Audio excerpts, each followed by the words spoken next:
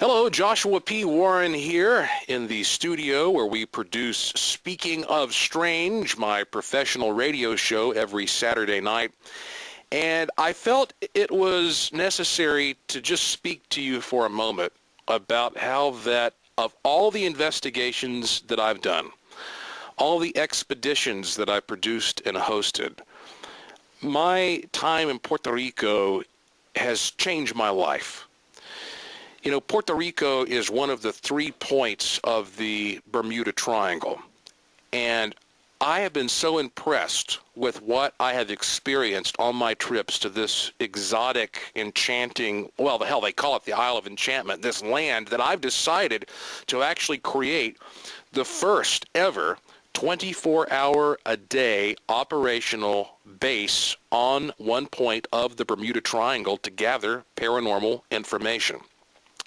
And I was most intrigued really with Puerto Rico because it not only has just a wide range, the widest range of paranormal activity you could imagine on one little beautiful island of paradise, but each one of these phenomena are represented to an extreme degree. For example, it's not just haunted, it's the oldest area in U.S. territory. San Juan, for example, oldest city in U.S. territory. It's not just a place where UFOs are seen. It's also where Arecibo exists, the largest satellite dish on the face of the planet, Earth's telephone to the cosmos.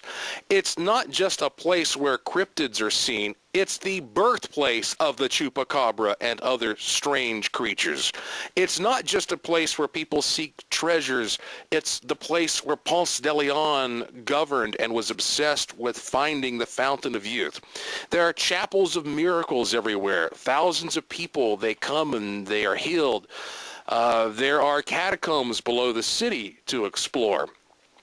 And you know, pirates were rampant in that area. I mean, I'm just looking at the list here, and I can't even fit all the things I want to into the time I have for this video, but I will tell you this. In addition to all the paranormal activity there, the natural wonder of the place is startling. I mean, when you go into that bioluminescent bay, which is on this outside of this really remote island off the east coast of Puerto Rico, and you take a little boat out into this bay at night where it's so pitch black, you've never seen the stars with such clarity. And then you jump into the water, and we're talking about 9 o'clock at night, 80-degree water, it feels perfect, and your body is surrounded by this blue, ethereal, electric glow. Because anytime you move your body, you know, the water will begin to glow around you, and you just take these handfuls of water and you hold them up and let them run down your arms, and you see these little twinkling lights sparkling like little stars as they run down your arms. You realize, you know, no wonder hundreds of people, or hundreds of years ago, people all over the world were just amazed by this. I mean, this is, for example, the brightest bioluminescent bay in the world, according to Guinness Book. When the Spaniards first came in, they were terrified of it. They called it the Bay of El Diablo. These are the kinds of natural wonders that have made Puerto Rico, this point of the Bermuda Triangle, so enticing that the world's greatest superpowers have been fighting over it for hundreds of years. You know, you have, of course, the Spanish and the English and the French and the Dutch. You know, finally America took it in 1898. And then before the Europeans started coming over, you have this wealth of native spirituality, all of their views on life and nature.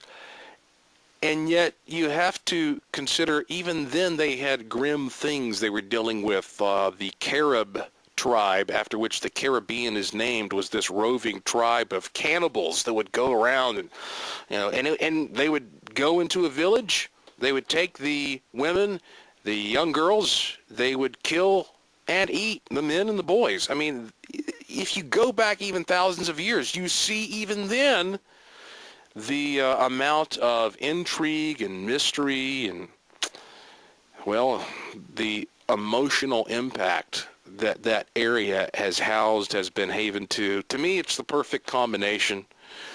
And so we're taking people there for a limited time so that I can show them this. And you see some of the quotes here on the website from people who have taken this trip. They say, "You're not exaggerating. This changed my life." So all I know is that this is not for everybody. This is for the most serious, devoted investigators who want to get certified at the Bermuda Triangle base down there, who want to see and experience these things I've described, who want to learn why this is a special place. I can't say enough good things about it. And if you want to go to an area where in a short period of time, I'm talking a period of days, you can just see one amazing thing after another, this is the place. It's all condensed in one spot.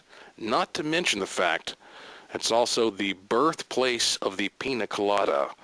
And you can actually go sit at the bar where the pina colada was invented and have this experience that can only be described as euphoric as you taste the original pina colada. So hopefully you'll be able to go through some of these old tunnels with me under the forts where pirates were executed. You'll be able to go to this mysterious cavern with me where ancient remains were found.